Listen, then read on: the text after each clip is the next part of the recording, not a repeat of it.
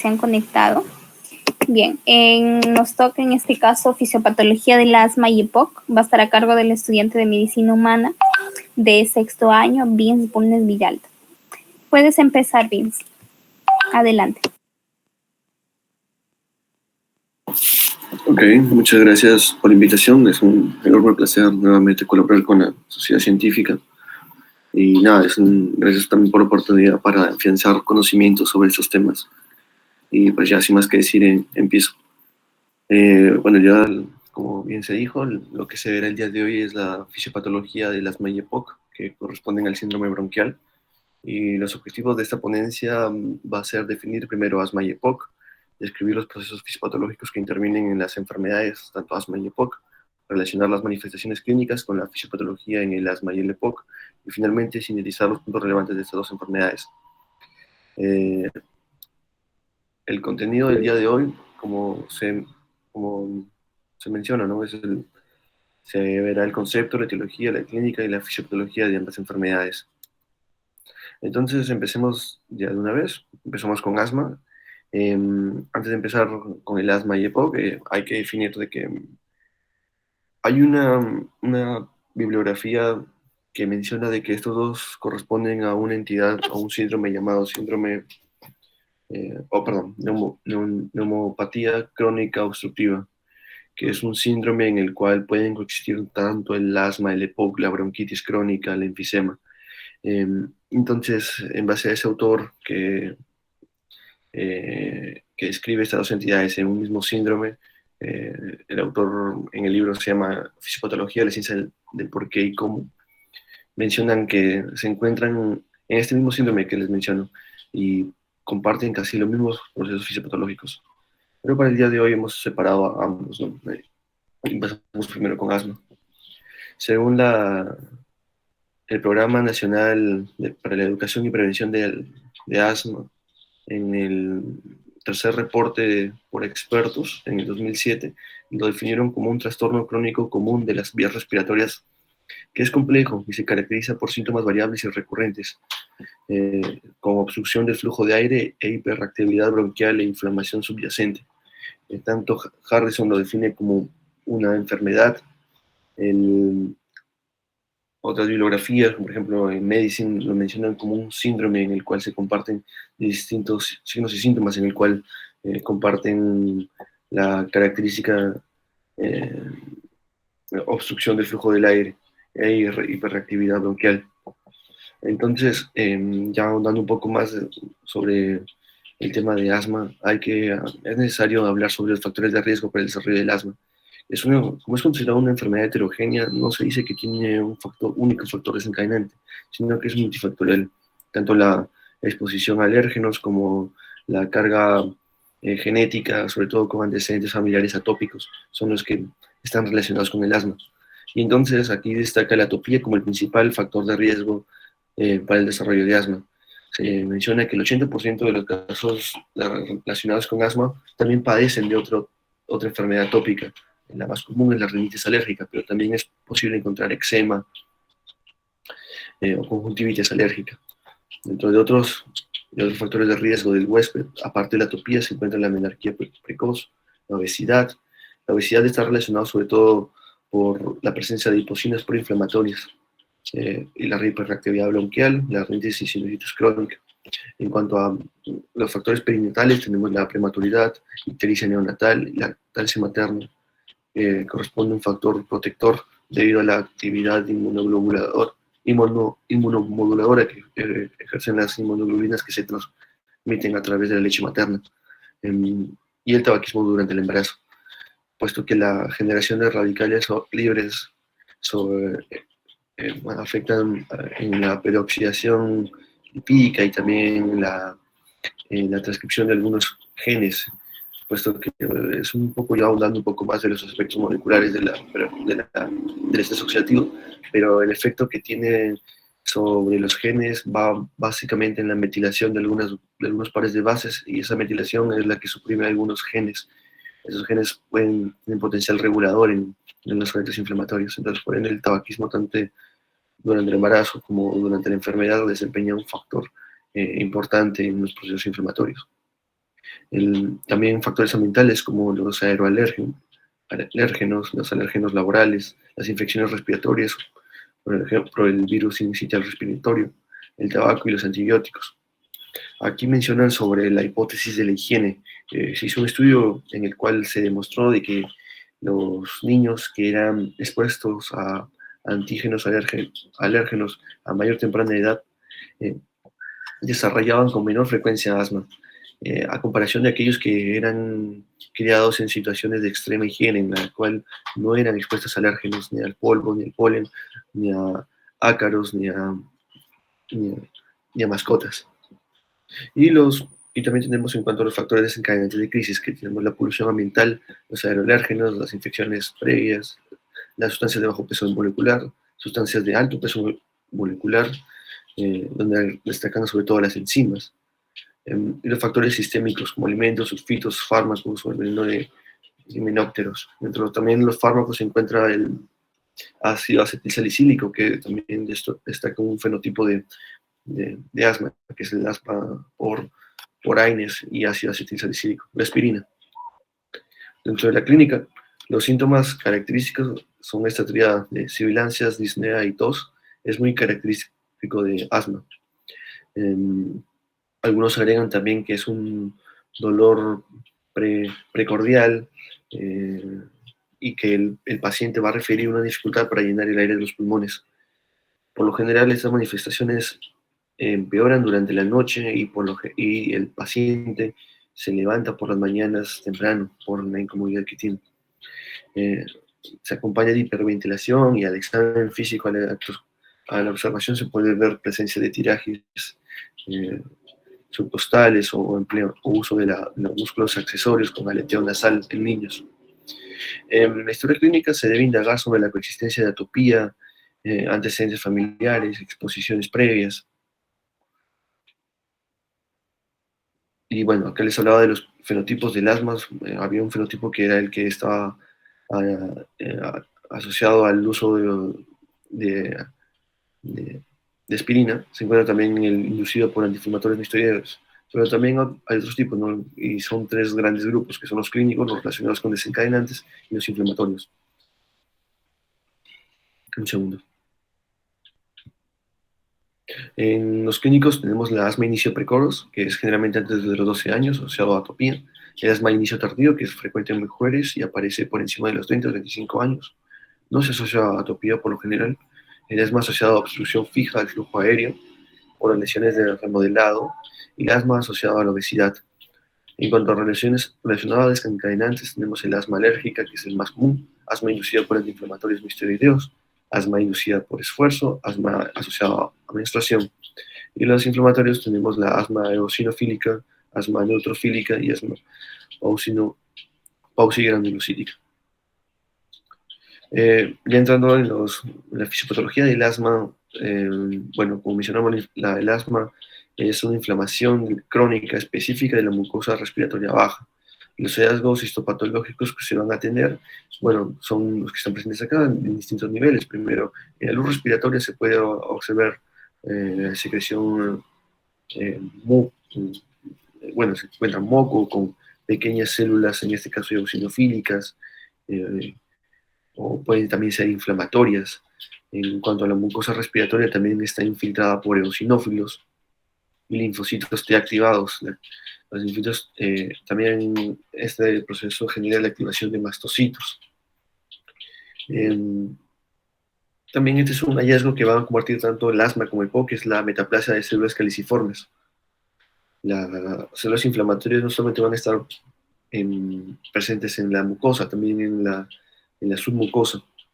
La membrana basal se va a encontrar engrosada por la presencia de depósito de colágeno. De hecho, esto ha sido algo interesante, que se ha descubierto que pues, el aumento de depósitos de colágeno con el engrosamiento de la membrana basal es responsabilidad básicamente de los eosinófilos, puesto que estos también secretan una sustancia que es un factor de crecimiento tipo fibroblastos, que aumentan los depósitos de colágeno a este nivel. También se va a encontrar un engrosamiento del músculo liso por cambios atractivos que es hiperplasia e hipertrofia, y los medios anormales de fijación del parénquima. Veremos otros signos más adelante que, bueno, en los cuales se encuentran la vasodilatación y aumento del número de vasos sanguíneos con presencia de edema. Ahora, en cuanto al proceso de inflamación de las vías respiratorias, sobre todo sucede en los bronquios, que son en las vías respiratorias cartilaginosas. Y en este proceso participan los siguientes mediadores, que son los mastocitos, que son desencadenantes de la respuesta broncoconstrictora, que es secundaria a la exposición a alérgenos. Las moléculas que son encargadas de la broncoconstricción se encuentra la histamina, la prostaglandina D2 y la cistenil-leucotrienos, que son, sobre todo, el conocimiento de estas moléculas es importante, puesto de que a partir de ellas se han elaborado las estrategias terapéuticas, farmacológicas, para poder inhibir estas sustancias. Y la activación de los mastocitos y sus desencadenantes broncoconstrictores se da por inmunoglobulina E. Recuerden que la molécula o la inmunoglobulina más, como un rol principal en el asma, es la inmunoglobulina E. En cuanto a los macrófagos y células dendríticas, tienen la función de liberar mediadores de inflamación, y es en el caso de los macrófagos, y en el caso de las células dendríticas es la captación de alérgenos, y consigo estimular la respuesta TH1. La respuesta leucocitaria es tipo TH1, pero también interviene la tipo TH2, pero la TH2 no es una actividad linfocítica per se, sino que es como que una mediadora para que se activen los eosinófilos. Y hablando de los eosinófilos, es muy característico en los asmáticos tener una ligera eosinofilia en casos de crisis de asma. Y bueno, en los eosinófilos, como se mencionó, sobre su actividad sobre el depósito de la membrana basal, también van a tener cierto protagonismo en la remodelación bronquial. Los linfocitos T, como mencioné, predominan los linfocitos TH1, que son los que van a tener la actividad linfocitaria. Pero no olviden de que pueden estar tanto los dos, TH1 como TH2, que recuerden, la TH2, como les mencioné, son las que están ligadas a la regulación de la actividad eosinofílica. Bueno, este es un esquema sacado de Harrison que muestra, pues, cómo es la actividad y la sinergia que hay entre todas las células a nivel histológico. Tanto la célula dendrítica, que es como una especie de macrófago especializado en la mucosa bronquial, y que el mastocito, que inicialmente era un monocito de la circulación sanguínea, plasmática, sanguínea, que luego a través de señales como inmunoglobulina E e interleucina 10 se convirtió ese monocito en mastocito, que era como un macrófago, pero ya de sitio, o sea, un macrófago que ya se ubica ya en un tejido específico. Van a inducir al aumento de captación de eosinófilos. La célula dendrítica, recordarán que les mencioné que su acción era captar los alérgenos y presentarlos para que se estimule la producción de células TH2 y esas TH2 a los eosinófilos. Y bueno, consigo también esta actividad inflamatoria, también genera algunos cambios en la microcirculación, que es como por ejemplo el aumento de la permeabilidad de los capilares con fuga de plasma y consigo un edema intersticial, la vasodilatación de nuevos vasos y la hipersecreción de moco. La fibrosis subepitelial es un cambio también que se debe en este tipo de cuadros, puesto que se menciona que los eosinófilos tienen una actividad depositante de cartílago, de colágeno. A veces el colágeno tipo 1 es remodelado por el tipo 4, que le da un aspecto un poco más fibrótico.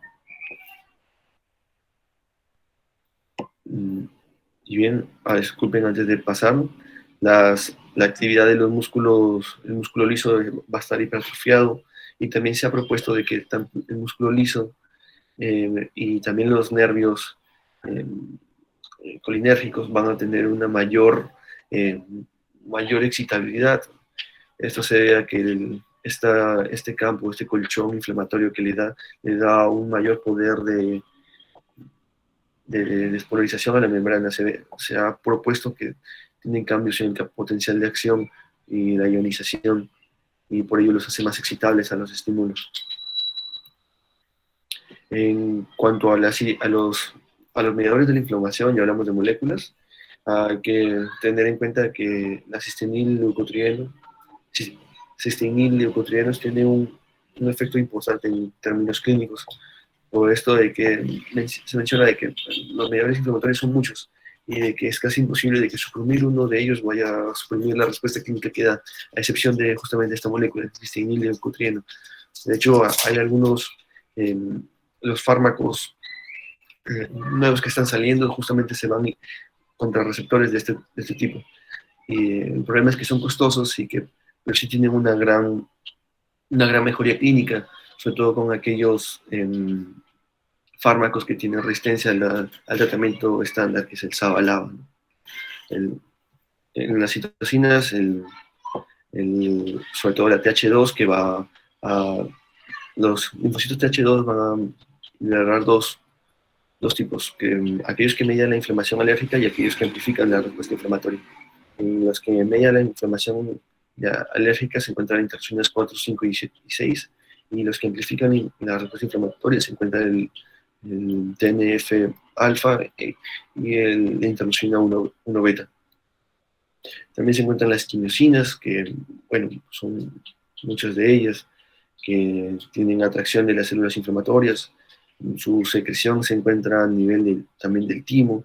No he considerado tan importante mencionarlas, puesto que también el mismo libro menciona de que su acción no está incierta y solamente se han descrito su posible interacción en ellas. El estrés oxidativo, que tiene un bastante papel sobre la generación de radicales libres, que a su vez también son especies reactivas de oxígeno. En cuanto al óxido nítrico, un potente vasodilatador que tiene actividad justamente sobre la microcirculación, y los factores de transcripción, que son los encargados de mediar la transcripción, para la redundancia, de sustancias inflamatorias. En cuanto a los efectos de inflamación, se van a dar en 6 niveles. De esos 6 niveles, 4 son principales, que son en el epitelio de las vías respiratorias, que va a generar un desprendimiento y remodelamiento, un aumento de la secreción mucosa. La fibrosis se va a dar por engrosamiento de la membrana basal. Y en el músculo liso bronquial, los cambios que se van a surgir a largo plazo son la hiperplasia e hipertrofia, con aumento de la sensibilidad a las respuestas contráctiles. En las respuestas vasculares se encuentra el aumento del flujo sanguíneo. Y bueno, eso es en cuanto al asma. Pasamos ya a la enfermedad pulmonar obstructiva crónica, que es definida según la iniciativa global para la enfermedad obstructiva crónica, la enfermedad pulmonar obstructiva crónica. En el 2021 era definirla como una enfermedad común, prevenible y tratable, que se caracteriza por síntomas respiratorios persistentes y limitación del flujo del aire que se debe a anomalías alveolares o de las vías respiratorias, generalmente causadas por una exposición significativa a partículas o gases nocivos e influenciada por factores del huésped, incluido el desarrollo pulmonar anormal. Más o menos, grábense este nombre de acá, GOLD, porque estos son los criterios también GOLD, o las guías GOLD, que son justamente que emite esta iniciativa global para hacer el diagnóstico y tratamiento. De hecho, es una de las guías que, junto con la hipertensión arterial y algunas enfermedades cardíacas, con más frecuencia se actualiza. Y entonces, pero el motivo de esta ponencia únicamente son fisiopatología y manifestaciones clínicas, pero tenganlo en cuenta cuando revisen en la parte ya de clínica médica, porque ahí van a tocar los criterios GOLD como estadiaje, y el estadiaje va a definir el tratamiento va a definir el pronóstico. En cuanto a la etiología y los factores de riesgo desencadenantes, a diferencia del asma, el EPOC tiene un peso un poco más ambiental, que va básicamente desde el humo del cigarrillo, con la atracción, que este humo del cigarrillo, recordemos que el cigarrillo y el tabaco en general tienen un efecto muy perjudicial para la salud, tanto para la generación de radicales libres como la metaplasia escamosa, que es el cáncer de pulmón. Entonces, estas células inflamatorias en inflamación crónica van a alterar la arquitectura pulmonar, puesto que la actividad prolongada de los macrófagos y sobre todo las enzimas proteolíticas que estos secretan van a degenerar van a generar el espacio extracelular, el parénquima pulmonar, y esto va a generar dos procesos que van a seguir a lo largo de la vida del paciente con un enfisema y una reparación ya llega a un punto donde se vuelve ineficaz y fibrótica. En cuanto a la clínica, hay dos grandes grupos del fenotipo de los pacientes con EPOC. Tenemos el abotagado azul o blue blotter y el soplador rosado, que es el pink buffer, que son las dos más, las dos más, a ver, las dos entidades características del EPOC, ¿no? El bronquítico crónico, que pues es el típico paciente que uno lo encuentra tosiendo a cada rato, con un pañuelo en la mano, con esputo a cada rato, en cada momento está tosiendo y tosiendo purulentamente. Y el soplador rosado, que es el que está en una posición con los brazos en trípode, el pecho en una deformación del pecho de tonel, el tórax en tonel, perdón, y delgado. Lo escribimos más adelante. Más o menos los síntomas que dan el hábito exterior, por ejemplo, del enfisematoso, es un asténico, es un poco más delgado. En cambio, el bronquítico es pícnico. En la edad del momento del diagnóstico, el bronquítico, la bronquitis crónica va a tener más o menos un diagnóstico a mayor temprana edad. El que tiene mayor grado de enfisema, de disnea, es el enfisematoso. La tos, por lo general, es después de la disnea, y el bronquítico, que es, por lo contrario, antes de la disnea. El esputo va a ser más abundante en el paciente bronquítico. En las infecciones bronquiales es frecuente en el bronquítico y de hecho es una de las causas de las exacerbaciones del EPOC en estos pacientes. Los episodios de insuficiencia respiratoria son repetidos en el paciente bronquítico porque está asociado con las infecciones. Por lo general, el que tiene mayor hipercapnia es el bronquítico, y el que tiene el bronquítico es el que tiene mayor hipercapnia y también menor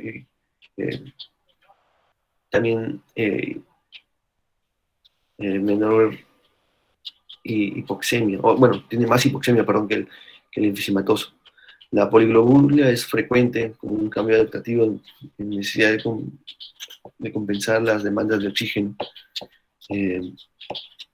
La hipertensión pulmonar en el bronquítico es mucho peor que en el enfisematoso. El cor pulmonar es frecuente. La retracción elástica en el enfisematoso es un poco grave, puesto que está asociado con una deformación de la caja torácica y también de la actividad de una enzima que la veremos más adelante quizá, que es la enfisema alfa-1 antielastina, que tiene el enfisematoso. Esta enzima la tiene alterada. También la resistencia a la vía aérea se encuentra aumentada en el bronquítico. La capacidad de fusión está disminuida en el enfisematoso. Vemos también algunas alteraciones en volúmenes pulmonares que hay en ellos, y el esfuerzo respiratorio lo va a presentar mayor el enfisematoso. Como se podrán imaginar, ¿no? Ya que el bronquítico tiene mayor tos, mayor secreciones, mayor purulencia, los hallazgos a la auscultación se van a encontrar trombos y bilancias que cambian con la tos. Y en la auscultación, en cambio, en el enfisematoso va a haber una disminución del murmullo vesicular. Esto era lo que hace tiempo se tenía presente sobre los dos fenotipos del del EPOC, pero como les menciono, las guías GOLD están en constante cambio y mencionan que el EPOC en realidad es una entidad un poco más compleja, que va desde la bronquitis crónica, el enfisema y el asma bronquial. Pueden consistir las tres enfermedades en el EPOC, y también hay variedades que no están definidas. Quizás sea un punto a tratar más adelante cuando ya en otra ponencia toquemos el tema de manejo clínico ya del EPOC. Y antes de hablar de la fisiopatología del EPOC hay que tener un pequeño recordatorio sobre los volúmenes y capacidades pulmonares. Recordemos que el volumen corriente, también conocido como tidal, es de 500 mililitros. El volumen de reserva expiratoria, que es de 700 mililitros. La capacidad residual pulmonar es de 1800, que es igual a la suma del volumen de reserva respiratoria más el volumen residual. Aquí hay un asterisco aquí, que el volumen residual es que se ve aumentado en los pacientes enfisematosos. Ellos retienen aire, o sea, y a pesar de ello se ahogan, no tienen el aire no tiene cómo salir. Y bueno, un pequeño recordatorio sobre este tema, porque lo veremos acá. En cuanto a la fisiopatología del EPOC, hay distintos procesos que suceden. El primero es la obstrucción de las vías aéreas. El signo típico es la disminución persistente del flujo respiratorio forzado, o conocido como BEF1, que se encuentra acá.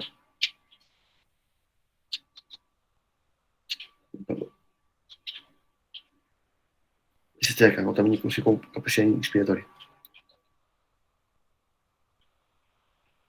Y también hay menor cociente de la BEF1 con la capacidad, la fuerza vital a largo plazo. Se observa también incremento del volumen residual, con un cociente de volumen residual capacidad pulmonar total reducido. También hay una distribución desigual entre la ventilación y el cociente de ventilación por fusión. Es importante recordar que el flujo durante la expiración forzada es resultado del equilibrio entre la retracción elástica de los pulmones, el apoyo del flujo y la resistencia de las vías respiratorias que lo limitan. También los otros procesos que suceden es la hiperinsuflación, que es a menudo hay atrapamiento del aire con aumento del volumen residual. Esto también, este aumento de atrapamiento del aire va a generar cambios en la caja torácica, que es el tórax entonel. En cuanto a los intercambios de gases, también se va a ver alterado y va a experimentar una reducción de la BEF1, pero la reducción de la BEF1 no altera la presión parcial de oxígeno hasta presión parcial arterial de oxígeno hasta estadios avanzados. Ya se menciona que cuando la BEF1 está por menor del 25%, ya es cuando se empieza a asociar a hipertensión pulmonar e hipoxemia crónica. También la hipertensión pulmonar conlleva un cuerpo pulmonar que es una cardiopatía pulmonar, una hipertensión pulmonar que puede repercutir en una insuficiencia cardíaca derecha. Y bueno, chicos, eso es todo lo que tenía preparado para ustedes en esta exposición. Bueno, y antes de terminar, bueno, muchas gracias por su atención, pero antes un pequeño detalle es de que por favor inscríbanse a la Jornada Científica Regional Norte, que se va a realizar en Trujillo de manera virtual. Particularmente yo he estado en una Jornada Científica Regional Norte. La inversión es lo justo, es accesible, pero lo que ganas a cambio es bastante. Cuenta con ponencias académicas, con realmente ponentes muy interesantes que realmente te dejan pegado a la ponencia en cada segundo. El concurso científico donde puedes presentar tu producción científica, ya sea como proyecto de investigación, trabajo de investigación, ideal para aquellos quienes hayan terminado su trabajo de investigación en salud o están a punto de hacer la tesis. De hecho, este es el mejor escenario para poder potenciar tus habilidades de investigación y sustentar tu trabajo ante un jurado. Talleres científico-académicos que son muy vivenciales, donde pues no solamente creces como estudiante, como profesional, sino también creces como persona. Recuerdo que pues ya, y esto ya saliendo un poco del tema y haciendo un poco de cierre de la jornada científica regional, es de que una vez estuve en una que el año pasado se hizo en Chimbote de manera virtual y pues hicieron un taller de clown y creo que ese taller definitivamente es algo que cambia la vida a una persona. Las experiencias culturales y finalmente algo de mayor peso que es el certificado digital. Recuerden chicos de que los tiempos están cambiando, hay una mayor interacción entre las universidades, las facultades de medicina.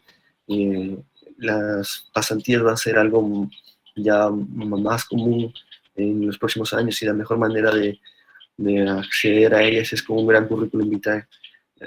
Estar acá presentes en una sociedad científica ya les abre bastantes puertas, pero también es momento ya de que pues, a través de estas jornadas incrementen más sus, su estadía por el pregrado. Y bien chicos, eso es todo.